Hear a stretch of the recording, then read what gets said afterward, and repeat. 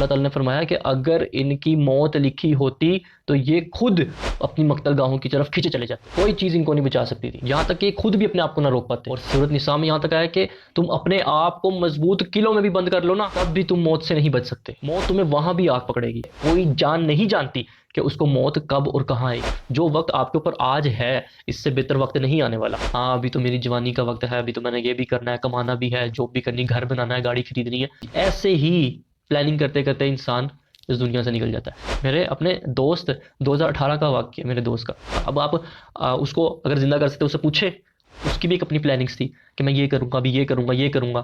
ہر ایک بندے نے کم سے کم 50 سال آگے کی زندگی طے کر کے رکھی ہوئی ہے کہ میں ابھی یہ کروں گا، ابھی یہ ہوگا میری زندگی میں نے یہ بھی کرنا ہے، یہ بھی کرنا ہے۔ یوں جان نکل جاتی ہے بندے کی، پتہ بھی نہیں چلتا۔ اچھے خاصے پیسوں والے لوگ بچا سکے اپنے پیاروں کو؟ نہیں بچا سکتے۔ لیکن یہیں پہ غریب کہتا پیسے ہوندے میرے کول تے میں تے بچ ہی جاندہ یا بچا ہی لیندہ۔ موت کا وقت طے ہے، بخاری مسلم دونوں میں ہے۔ حضرت عائشہ صدیقہ رضی اللہ عنہا فرماتی ہیں کہ جب حضور پاک صلی اللہ علیہ وسلم کا پردہ فرمانے کا وقت قریب تھا تو آپ بار بار اوپر کی طرف دیکھتے اور پھر فرمایا اللہم رفیق الاعلیٰ۔ حضرت موسیٰ علیہ السلام اور ملک الموت علیہ السلام کا واقعہ نہیں سنا؟ صرف ایک ہی ہے جسے موت نہیں آنی، اور وہ ہے اللہ، یا حی یا قیوم۔ جب انہوں نے تیر چلائے تو 12,000 میں سے صرف 80 لوگ حضور پاک صلی اللہ علیہ وسلم کے ساتھ رہ گئے تھے۔ اور پھر صحابہ کرام فرماتے ہیں کہ حضور پاک صلی اللہ علیہ وسلم اس دن اکیلے آگے جا رہے تھے، ساتھ ساتھ یہ کہتے چلے جا رہے تھے کہ میں نبی ہوں، اس میں کوئی شک نہیں، اور میں عبد المطلب کا بیٹا ہوں۔ یہ پڑھتے پڑھتے آپ صلی اللہ علیہ وسلم اکیلے آگے جاتے تھے۔ پھر آپ صلی اللہ علیہ وسلم نے زمین سے یوں مٹھی بھری اور کافروں کی طرف یوں پھینکی اور فرمایا چہرے مسخ ہو جائیں اور آنکھیں اندھی ہو جائیں، اور ہو گئی، مسلمانوں کو فتح ہو گئی۔ اور وہ اسی کا ذکر ہے نا، وما رمیتا اذ رمیتا ولکن اللہ رمی۔ کل نفس ذائقۃ الموت، قرآن مجید میں یہ آیت کئی جگہ آئی ہے۔ ہر جان نے موت کا مزہ چکھنا ہے، اور یہ بات طے ہے، ہر جان نے موت کا مزہ چکھنا ہے۔ یہاں تک کہ اللہ تعالیٰ نے مرنے والے شخص کا وقت اور جگہ یہ تک طے کر دی ہے، اور یہ وقت اور یہ جگہ آگے پیچھے نہیں ہو سکتی۔ اور اس بات کے اوپر قرآن کریم بالکل واضح ہے۔ سورہ آل عمران میں آیا نا کہ غزوہ احد کے وقت جب منافقین نے کہا کہ ہم نے اپنے بھائیوں کو غزوہ احد میں جانے سے روکا کہ کہیں قتل نہ کر دیے جائیں، تو اللہ تعالیٰ نے فرمایا کہ اگر ان کی موت لکھی ہوتی تو یہ خود اپنی مقتل گاہوں کی طرف کھینچے چلے جاتے، کوئی چیز ان کو نہیں بچا سکتی تھی، یہاں تک کہ یہ خود بھی اپنے آپ کو نہ روک پاتے۔ اور سورۃ نساء میں یہاں تک آیا کہ تم اپنے آپ کو مضبوط قلعوں میں بھی بند کر لو نا، تب بھی تم موت سے نہیں بچ سکتے، موت تمہیں وہاں بھی آگ پکڑے گی۔ موت کو تم ٹال نہیں سکتے، نہ ایک لمحہ آگے نہ ایک لمحہ پیچھے۔ جو وقت ڈیسائیڈ ہے اسی پہ آنی ہے، جس جگہ ڈیسائیڈ ہے وہاں پہ تم خود کھینچے چلے جاؤ گے۔ سورہ لقمان کے اینڈ پہ آتا نا کہ 5 علوم اللہ تعالیٰ کے ساتھ خاص ہیں، ان میں سے ایک ہے کہ کوئی جان نہیں جانتی کہ اس کو موت کب اور کہاں آئے گی۔ ہاں اللہ تعالیٰ وحی کے ذریعے بتا سکتا ہے۔ اللہ تعالیٰ نے حضور پاک صلی اللہ علیہ وسلم کو بتایا، جب حضور پاک صلی اللہ علیہ وسلم نے غزوہ بدر کے وقت نشان لگا کے بتایا کہ یہاں پہ ابو جہل مرے گا، یہاں پہ عتبہ، تو موت کا وقت طے ہے، کوئی بھی آگے یا پیچھے اس کو نہیں کر سکتا۔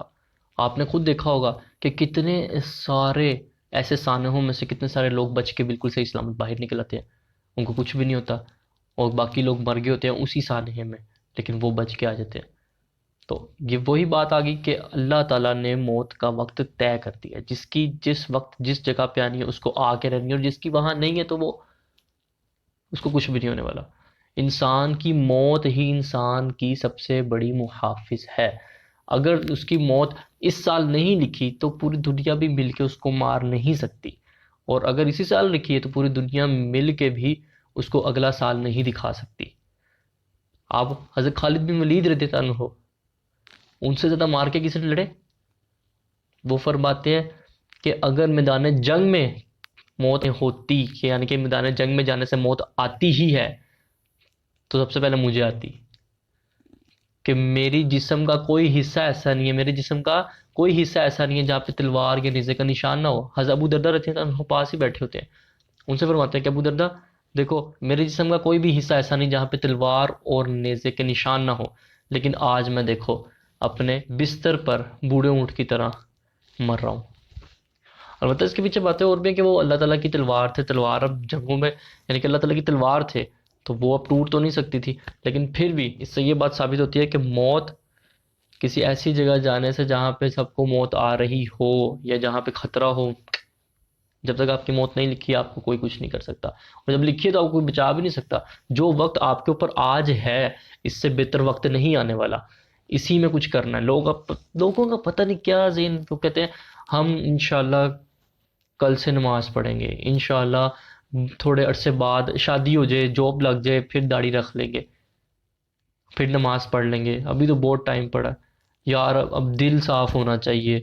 یہ آپ کو لوگوں کے باتیں آپ کو سننے کو ملیں گی کہ یہ ہونا چاہیے، وہ ہونا چاہیے، ہم ابھی ذرا ٹھیک نہیں ہیں، داڑھی رکھنے والی جو ہے پوزیشن میں نہیں ہے، نمازیں پڑھنے والی پوزیشن میں نہیں، کپڑے خراب ہیں۔ آخر کب ہوں گے پاک؟ کسی ٹائم کوئی نہ کوئی ٹائم انہوں نے رکھا ہوا ہے کہ جی اس ٹائم پہ ہمارے کپڑے پاک ہو جائیں گے اور پھر ہم نماز پڑھنے چلا جایا کریں گے۔ کس گمان میں ہے؟ اس سے زیادہ بہتر وقت نہیں آنے والا آپ کے اوپر کہ ہم سوچتے ہیں کہ کبھی ایسا وقت آئے گا جب میں نمازیں پڑھنے شروع کر دوں گا، ہاں ابھی تو میری جوانی کا وقت ہے، ابھی تو میں نے یہ بھی کرنا ہے، کمانا بھی ہے، جاب بھی کرنی، گھر بنانا ہے، گاڑی خریدنی ہے، نماز نہیں پڑھنی ابھی۔ نماز کا وقت ابھی آئے گا آگے کہیں، کیسے پتہ ہے آپ کو کہ آپ کا نماز کا وقت ابھی آئے گا؟ ایسے ہی پلاننگ کرتے کرتے انسان اس دنیا سے نکل جاتا ہے، اسے پتہ بھی نہیں چلتا۔ کہ آپ نے ایسے لوگ، ایسے واقعات نہیں سنے کہ ابھی جو ہے یہاں پہ آیا کچھ سودا خریدنے کے لیے، گھر واپس جاتے جاتے ہی گھر ہی نہیں پہنچ سکا، رستے میں ایکسیڈنٹ سے مر گیا۔ میرے اپنے دوست، 2018 کا واقعہ میرے دوست کا، وہ رات کو گھر سے صرف اچھا خاصا گھر میں ہے، موت اس کو لے کے جا رہی تھی نا، اچھا خاصا گھر میں، لیکن رات کو نکلا ہے، واپسی میں اس کا ایکسیڈنٹ ہو گیا۔ اس کے بعد وہ گھر نہیں آیا، سیدھا وہاں سے ہاسپٹل گیا اور پھر وہاں سے وہ جا دیا۔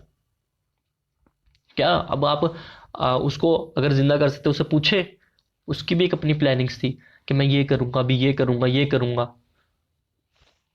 کہاں گئی؟ ہر ایک بندے نے کم سے کم 50 سال آگے کی زندگی طے کر کے رکھی ہوئی ہے کہ میں ابھی یہ کروں گا، ابھی یہ ہوگا میری زندگی میں نے یہ بھی کرنا ہے، یہ بھی کرنا ہے۔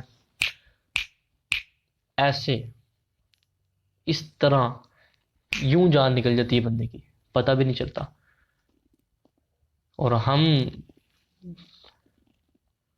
پتہ نہیں کس گمان میں ہے۔ بات کہاں سے کہاں نکل گئی؟ میدان جنگ میں جانے سے موت نہیں آتی ہے۔ آپ نے اکثر دیکھا ہوگا یار، ایئر کریش میں لوگ بچ جاتے ہیں جہاں سے کسی کا کوئی گمان ہی نہیں بچنے کا، لیکن وہاں سے بھی بچ جاتے ہیں۔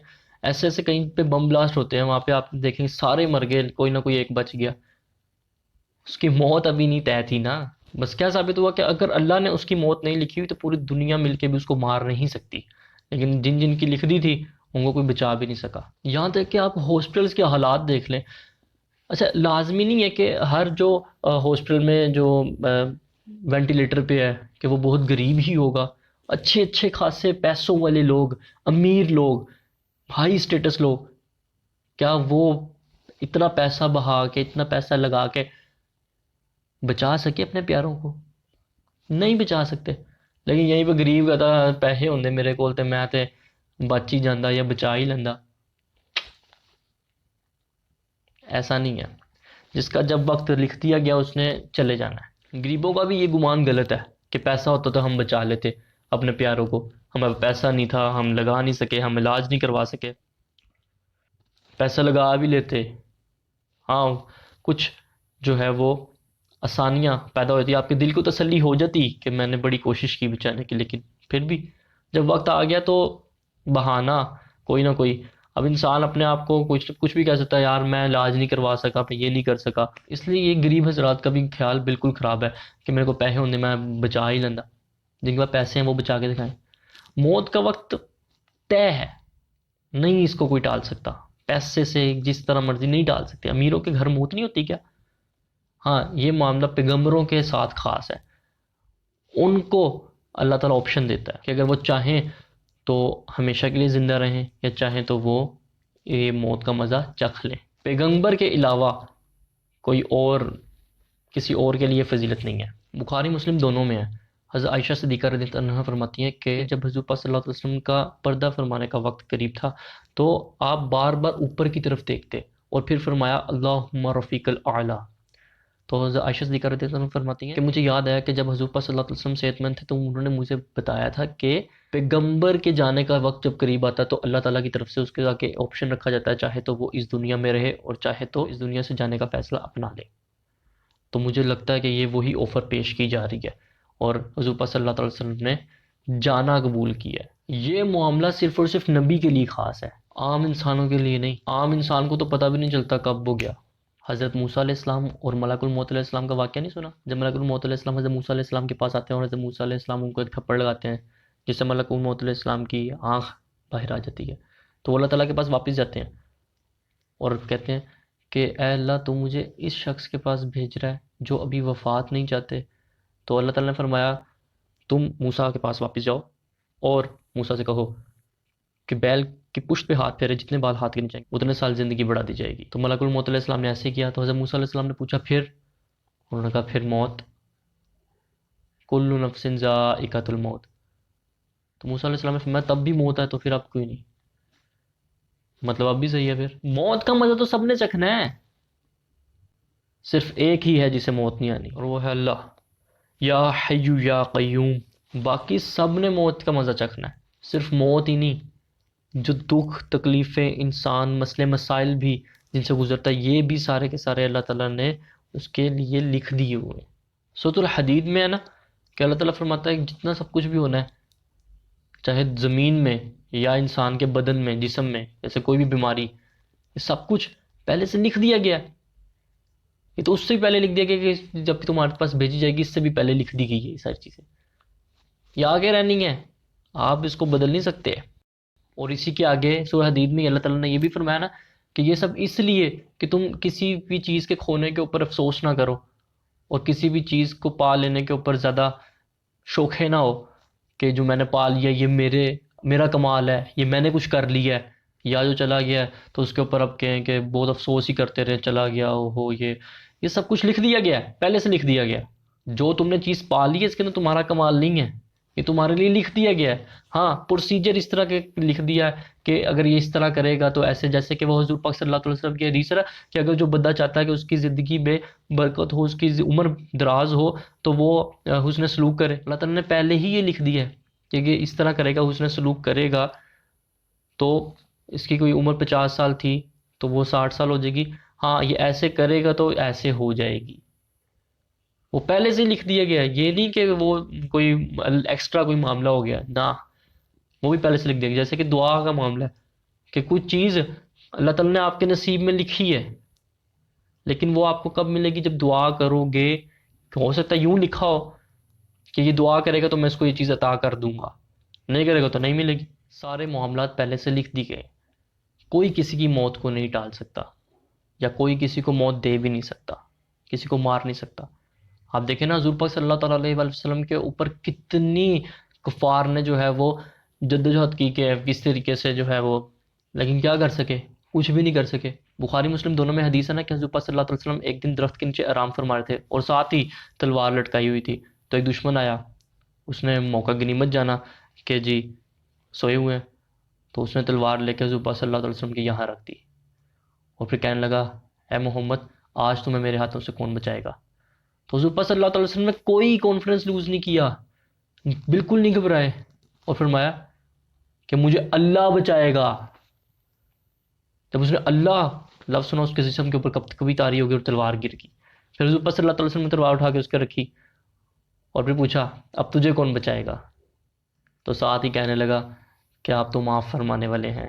حضور پاک صلی اللہ علیہ وسلم کے اخلاق سے سب واقف تھے اور پھر اسی انداز سے مزید متاثر ہو کے انہوں نے اسلام قبول کر لیا۔ یہ لیول ہمیں بھی اپنانا چاہیے کہ ہمیں کوئی کچھ نہیں کر سکتا اور جب ہماری موت لگی ہے تو کوئی ہمیں بچا بھی نہیں سکتا۔ بخاری مسلم میں حدیث ہے غزوہ حنین کے وقت کچھ لوگوں کے منہ سے نکل گیا کہ غزوہ بدر میں تو ہم 313 تھے تو ہم غالب آ گئے تھے، ہم جیت گئے تھے، تو اب تو ہم 12,000 ہیں۔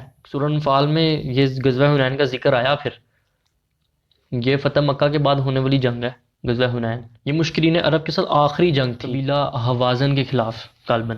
اللہ فرماتا جب تم نے یہ جملہ بولا نا پھر تم لوگوں کو بھاگنے کی جگہ نہیں ملی تھی، جب انہوں نے تیر چلائے تو 12,000 میں سے صرف 80 لوگ حضور پاک صلی اللہ تعالیٰ علیہ وسلم کے ساتھ رہ گئے تھے، اور پھر صحابہ کرام فرماتے ہیں کہ حضور پاک صلی اللہ تعالیٰ علیہ وسلم اس دن اکیلے آگے جا رہے تھے، اور ساتھ ساتھ یہ کہتے چلے جا رہے تھے کہ میں نبی ہوں، اس میں کوئی شک نہیں، اور میں عبد المطلب کا بیٹا ہوں۔ یہ پڑھتے پڑھتے آپ صلی اللہ علیہ وسلم اکیلے آگے جاتے تھے۔ پھر آپ صلی اللہ علیہ وسلم نے زمین سے یوں مٹھی بھری اور کافروں کی طرف یوں پھینکی اور فرمایا چہرے مسک ہو جائیں اور آنکھیں اندھی ہو جائیں، اور ہو گئی، مسلمانوں کو فتح ہو گئی۔ اور وہ اسی کا ذکر ہے نا، وما رمیتا اذ رمیتا ولکن اللہ رما، کہ اے نبی جو تم نے کنکڑیاں پھینکی تھی وہ تم نے نہیں پھینکی تھی، وہ تو اللہ نے پھینکی تھی، یعنی کہ اللہ کی پاور ساتھ تھی، اور نبی کے ساتھ ہوتی ہے۔ آپ حضور پاک صلی اللہ تعالیٰ علیہ وسلم کا کانفیڈنس لیول دیکھیں کہ اکیلے ہی آگے جا رہے ہیں، جب پتہ ہوتا ہے نا کہ اللہ کی مدد ساتھ ہے اور ہونا وہی ہے جو اللہ چاہتا ہے، تو پھر یہی کانفیڈنس ہوتا ہے۔ اور حضور پاک صلی اللہ تعالیٰ علیہ وسلم کی یہی سنت پہ عمل کرتے ہوئے خالد بن ولید رضی اللہ عنہ جب دیکھتے تھے نا کہ مسلمان جو ہے ان کو نقصان ہو رہا ہے زیادہ،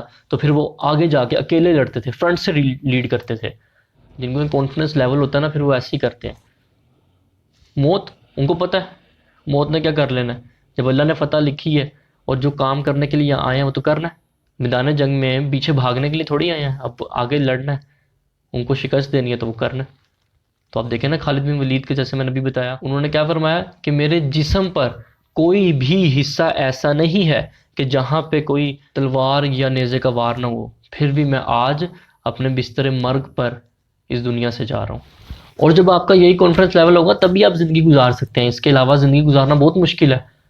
اب آپ کے کوئی گھر والا کوئی کام کے لیے نکلتا ہے، بچے پڑھنے کے لیے نکلتے ہیں، آپ کو تو یہی ڈر کھایا جائے گا پتہ نہیں واپس آتے کہ نہیں آتے، پتہ نہیں کیا ہو جائے۔ تو اللہ تعالیٰ پہ بھروسہ ہوتا ہے نا، تو تبھی تو زندگی کے سارے معاملات چل رہے ہیں۔ اور اسی طرح سے جب مصیبت آئے تو اس کے اوپر صبر کریں۔ اور حدیث میں ملتا ہے نا کہ حضور پاک صلی اللہ علیہ وسلم نے فرمایا کہ جب بھی مصیبت آ جائے تو فوراً ان للہ و انا الیہ راجعون اللہم اجرنی فی مصیبتی واخلف لی خیرا منہا، جو یہ پڑھ لے تو انشاءاللہ عز و جل اللہ تعالیٰ اس کو اس کا بہتر نعم البدل عطا فرمائے گا۔ اس دعا کا مطلب کیا ہے کہ ہم اللہ کی طرف سے آئے ہیں اور اسی کی طرف واپس جانا ہے، اور اے اللہ مجھے اس مصیبت پر بہتر اجر عطا فرما اور اس سے بہتر اس کا بدلہ عطا فرما۔ تو ام سلمہ فرماتی ہیں کہ جب میرے خاوند کی وفات ہوئی تو میں نے یہ فوراً دعا پڑھ لی، تو پھر میں سوچنے لگی کہ مجھے اس سے زیادہ بہتر خاوند کیسے ملے گا، یعنی کہ ابو سلمہ سے بہتر کون ہو سکتا ہے۔ ان کے دل میں یہی خیال تھا، جیسے ہی انہوں نے عدت گزاری تو حضور صلی اللہ علیہ وسلم نے رشتہ بھیج دیا اور وہ ام المؤمنین بن گئی۔ یہ ہماری وہ ماں ہے جو سب سے آخر میں جنہوں نے وفات پائی، واقع کربلا کے بھی بعد۔ تو آپ بھی مصیبت کے وقت فوراً یہ دعا پڑھ لیا کریں نا، یاد کر لیجئے ان للہ و انا الیہ راجعون اللہم اجرنی فی مصیبتی واخلف لی خیرا منہا۔ باقی تو انشاءاللہ عز و جل اللہ تعالیٰ بہتر کرنے والا ہے۔ تو ہم تو دعائیں مانگ سکتے ہیں، لیکن اس کے علاوہ قرآن کریم میں کئی جگہ آیا نا کہ اصل کامیاب تو وہ ہوا جسے دوزخ کی آگ سے بچا لیا گیا۔ تو ہمیں اچھے اعمال کرنے چاہیے کہ ہمیں دوزخ کی آگ سے بچا لے جائے۔ دنیا میں کوئی آپ کو کتنا عذاب دلے گا، اینڈ دی اینڈ آپ مر ہی جائیں گے نا۔ زیادہ سے زیادہ بھی کوئی آپ کے اوپر تشدد کر لے، تکلیفوں کے پہاڑ توڑ دے، اینڈ دی اینڈ آپ مر ہی جائیں گے نا۔ موت آئے گی اس کو اس عذاب سے آزاد کر کے لے جائے گی، آزاد لیکن اس کو کرے گی جس نے اللہ کے بتائے ہوئے طریقے پہ عمل پیرا ہو کے زندگی بسر کی ہوگی۔ اگر نہیں تو وہ تو الٹا پھنس گیا۔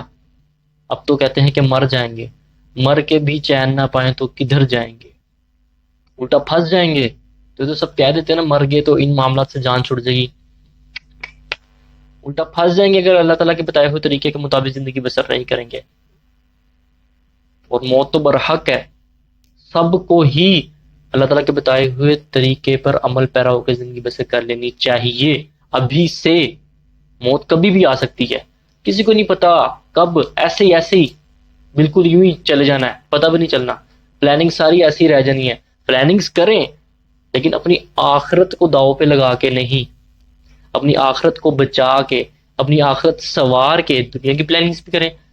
کیوں اتنی دنیا کی پلاننگز کرتے ہیں کہ یہیں پہ صدر آ جانا، سب کو پتہ بھی ہے، بس یہ پتہ ہے، وہ والا یقین نہیں ہے ہمارا، کہنے کی حد تک یقین ہے کہ ہاں مر جانا ہے۔ اور بھائی سچ میں مر جانا ہے، اس چیز کو سمجھیں، صرف کہنے کی حد تک نہیں رکھنا۔ اگر واقعی ہی ہمارا اس بات پہ یقین ہے تو ہماری زندگی کا انداز یہ نہیں ہونا چاہیے، انداز ڈیفرنٹ ہونا چاہیے۔ تو اللہ تعالیٰ سے دعا ہے کہ ہم نے جو کچھ سنا اس پہ عمل پیرا ہو کے زندگی بسر کرنے کی توفیق عطا فرمائے، ہمیں اپنی آخرت کی تیاری کرنے کی توفیق عطا فرمائے. آمین بجاہ النبی الامین صلی اللہ تعالی علی محمد صلی اللہ تعالی علیہ وسلم.